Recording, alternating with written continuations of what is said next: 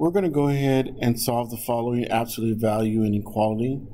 We have the absolute value of 2x minus 1 is less than 5.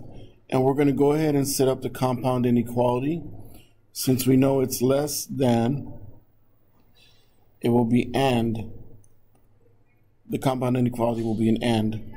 So we have 2x minus 1 is less than 5, and 2x minus 1 is greater than negative 5. And we're going to go ahead and solve each inequality step by step as we've done before. So instead of subtracting 1, we're going to add 1 to both sides. So we have 1 minus 1, which is 0. And we're left with 2x is less than 6.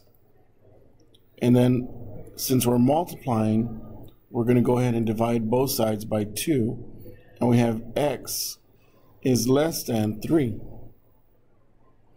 The right side inequality, we're going to do similar steps, but we notice that the 5 is negative, so we're going to go ahead and we're going to start by adding 1 to both sides.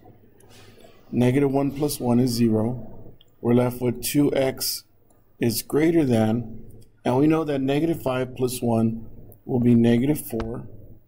Divide by 2, and we have x is greater than negative 2.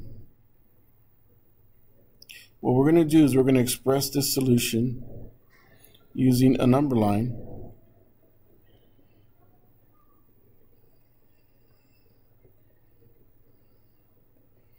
We're going to go ahead and place a circle around negative 2 and place a circle around 3.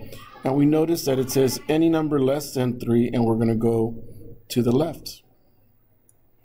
This says any number greater than negative 2, so we're going to go to the right.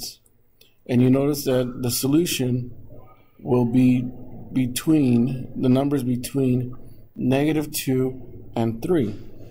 So to write the interval, it will be from negative 2 to 3, not including negative 2 and 3.